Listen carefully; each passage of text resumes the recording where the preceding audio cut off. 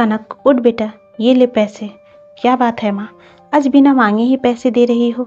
बिस्तर पर लेटे लेटे ही कनक ने कहा। कनक की माँ ने कहा, पैसे ले और तैयार होकर अपनी भाभी के साथ ब्यूटी पार्लर से हो आ। प्लीज़ माँ, आप फिर से? इतना होने के बाद मैंने मना किया था ना माँ। कनक की आवाज़ में दर्द छलकने लगा। कनक अपनी माँ से बोलना चाह ही रही थी कि तभी उसके ज़बान चुप हो गए। उसने देखा उसके पापा उसके पीछे खड़े थे। उसके पापा कनक को आंखें दिखाते हुए बोले, तेरी मना करने से क्या हम सब लड़का देखना छोड़ देंगे? अब से क्या इस घर में फैसले तेरी मर्जी से लिए जाएंगे? कनक के पिताजी ने कनक को डांटा। फिर कनक की माँ की तरफ देखते हुए बोले, कनक की माँ, लड़के वाले घर से निकल गए हैं, 12 बजे तक आ जाएंगे। तुम जरा खाना पीना देख लेना, ठीक से सब इंतजाम कर लेना, नाक नहीं कटनी चाहिए। इतना कहकर कनक के पिताजी चले गए। अपने पापा के जाते ही कनक फिर से बोल पड़ी, माँ ये सब क्यों? मैं थक चुकी हूँ माँ, बस करिए। अब मुझे किसी के सामने अपनी पेशी नहीं करना, अपनी बेइज्जती नहीं करवाना। की माँ अपनी बेटी के सिर पर हाथ रखते हुए बोली, कनक सब एक जैसे नहीं होते, और क्या, शादी तो तुम्हें करनी ही है। कब तक हम तुम्हें घर में बैठा कर रख सकते हैं?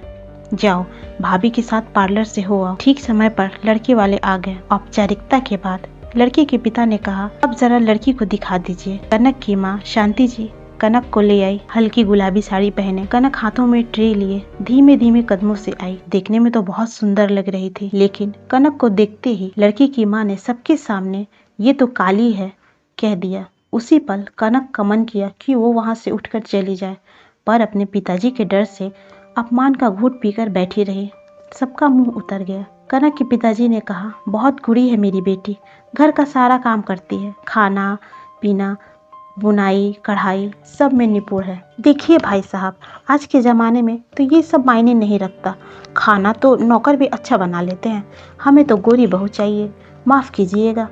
ऐसा कहकर सब लोग चले गए। उनके जाते ही कनक की भाभी ने ताना मारा, लो ये भी चले गए, पता नहीं क्या किस्मत लेकर आई है, इतना खर्चा भी हो गया। बेचारी कनक अपने कमरे में जाकर फूट फूट कर रोने लगी। कनक एक सांवले रंग की लड़की थी। नैन नक्श तो उसके बहुत सुंदर थे, कद काठी से भी अच्छी थी, पर रंग थोड़ा सांवला था और कोई कमी न थी उसमें। अच्छी पढ़ी लिखी थी, लेकिन लोगों को तो चमड़ी गोरी होनी चाहिए। मन कितना भी साफ हो, इससे किसी को कोई मतलब नहीं होता। ये 10वां रिश्ता था जो उसे काला है कहकर चला गया था। कनक इन सब से उब चुकी थी, पर करती भी क्या, उसके पिताजी के आगे घर में किसी की नहीं चलती थी। रोते रोते कनक की आंखें लाल हो गई थी, उसका चेहरा सूज गया था। शाम 4 बज रहे होंगे। घर की बेल बजी। कनक की भाभी ने दरवाज़ा खोला। नमस्ते भाभी, समीर ने कहा। नमस्ते, कनक से मिलने आए हो? जी भाभी, वो हाँ, कोई बुक या नोट्स लेने होंगे तुम्हें अपनी बहन के लिए। ओह हाँ भाभी, आपको कैसे पता चला?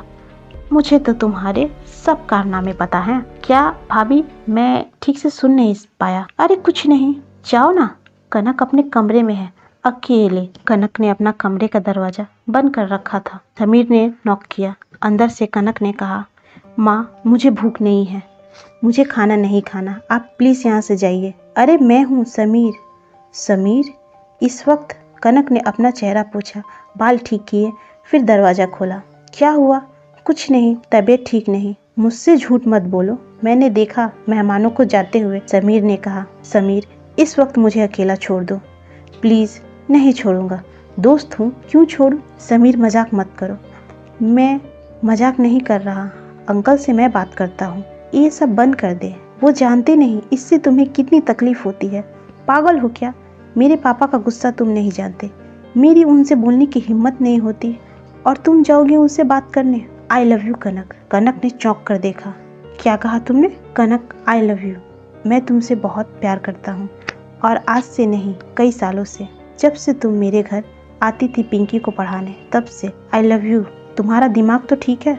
कनक गुस्से में बोली। मैंने कितना विश्वास किया तुम पे, और तुम मेरा मजाक बना रहे हो, मेरे काले रंग का। समीर गुस्से में बोल पड़ा। कैसा रंग कनक?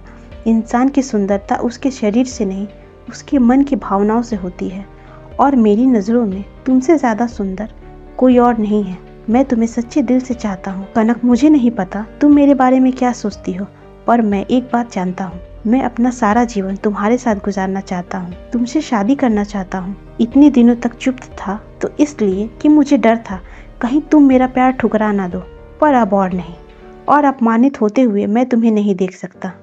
दुनिया में ऐसा कोई इंसान है ही नहीं कनक, जो तुम्हारे सोने जैसे मन को समझ सके। उन्हें तो बस रंग से मतलब है, और मैं तुम्हारे पापा से भी नहीं डरता। बस तुम एक बार हाँ कह दो। कनक चुपचाप समीर की बातें सुनती रही।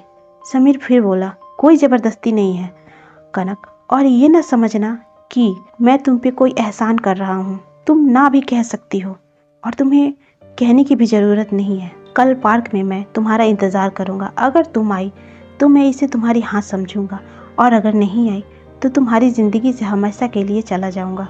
कनक सारी रात समीर के बारे में सोचती रही, और आखिर में उसने एक फ़ैसला लिया। कल वो समीर से पहले ही पार्क में जाकर बैठी थी। समीर खुशी से उसके पास आकर बैठ गया। समीर, कनक अपनी नज़रें नीचे किए बोली, समीर तुम कुछ कहो, उससे पहले मैं तुमसे कहना चाहती हूँ। हाँ कहो ना कनक, मैं तुम्हें ही तो सुनने आया हूँ। देखो समीर, मुझे तुम पर पूरा भरोसा है, पर अपनी किस्मत पर नहीं। हम कभी एक नहीं हो सकते, हमारे घर वाले कभी नहीं मानेंगे। समीर खुशी से बोला, मैंने अपनी माँ को कल ही सब कुछ बता दिया कनक। कनक चौंक कर बोली, क्या कहा उन्होंने? कहेंगी क्या? उन्हें अपनी बेटी की खुशी के आगे रंग रूप से कोई मतलब नहीं। कनक फिर उदास होकर बोली, पर मेरे पापा इस रिश्ते के लिए कभी नहीं मानेंगे। क्यों नहीं मानेंगे कनक? क्या कमी है मुझ में? क्या मैं कमाता नहीं हूँ? देखने में ठीक ठाक नहीं हूँ? फिर क्यों नहीं मानेंगे वो? उन्हें तो खुश होना चाहिए। मैं उनकी बेटी का जिंदगी भर ख्याल रखने के लिए तैयार हूँ। फिर क्यों नहीं मानेंगे वो? नहीं समीर, मेरे पापा पुराने ख्यालों के हैं। वो कभी तैयार नहीं होंगे, क्योंकि हमारे बीच जाति की दीवार है। वो मेरी शादी कभी भी गैर जाति वाले परिवार में नहीं करेंगे। समीर आश्चर्य से बोला, कनक आज के ज़माने में भी तुम ये सब बातें कर रही हो? मेरे पापा को मैं अच्छी तरह से जानती हूँ समीर। उन्हें अपनी बेटी से ज़्यादा उनकी नाक प्यारी है। वो मुझे मार डालेंगे, पर शादी के लिए कभी तैयार नहीं होंगे। समीर घबराते हुए बोला, तो चलो हम भागकर शादी कर लेते हैं। नहीं समीर, मैं ऐसा नहीं कर सकती। मैंने ऐसा किया तो पापा मुझे कभी माफ़ नहीं करेंगे। समीर खींचते हुए बोला, और अगर नहीं किया तो हमेशा अपमान की आग में जलती रहोगी। तुम सोच लो कनक, तुम्हें क्या करना है, मैं तुम्हारे साथ हूँ। कनक ने सारी बात अपनी माँ से बता दी। माँ, समीर मुझसे बहुत प्यार करता है, मैं उससे शादी करना चाहती हूँ। समीर एक अच्छा लड़का है माँ, उसे मेरे रंग रूप से कोई मतलब नहीं। वो मुझसे सच्चे दिल से चाहता है। प्लीज माँ, आप पापा को समझाइए ना। तो वो लड़का इसलिए आता था इस घर में। कनक के पापा गुस्से में तिल मिलाते हुए बोले। उन्होंने कनक की सारी बात सुन ली थी। आज से तेरा घर से निकलना बंद के पापा कहते हुए चले गए। उन्होंने कनक की बात भी नहीं सुनी। देख लो क्या गुल खिला रही है आपकी बहन, कनक की भाभी उसके भाई से बोली। तो वो लड़का इसीलिए आता था, मैं तो पहले से ही जानती थी। रोज रोज कोई न कोई बहाना बनाकर चला आता था और सीधे कनक के कमरे में घुस जाता था। बहू, कुछ तो सोच समझ कर बोला करो, कनक की माँ चिल्लाई। इस पर उसके भाई ने कहा, माँ समझाना है तो कनक को समझाओ, जो घर की इज्जत उछालने पर तुली हुई है। कनक ने सारी बात समीर को बता दी। समीर ने कहा, मुझे पता था, इसलिए मैंने पहले ही तुमसे कहा था। अब भी समय है, हम कल ही मंदिर में शादी कर लेंगे। कनक और समीर ने मंदिर में जाकर शादी कर ली, और समीर कनक को लेकर अपने घर गया। उसकी माँ ने नए जोड़े का आरती की थाली से स्वागत किया। कनक तो अपनी सास के गले लगकर रोने लगी। उसकी सास ने उसे चुप कराते हुए कहा, सब ठीक हो जाएगा बेटी, अब रोने के दिन गए। आज से ये घर तुम्हारा है, अब संभालो अपना घर। तुम मेरी बहू नहीं बल्कि बेटी बनकर रहोगी। समीर का साथ पाकर कनक का तो जैसे सपना ही सच हो गया। एक अच्छे और प्यारे जीवन साथी को पाकर कनक खुद को दुनिया की सबसे सौभाग्यशाली सुहागन समझ रही थी।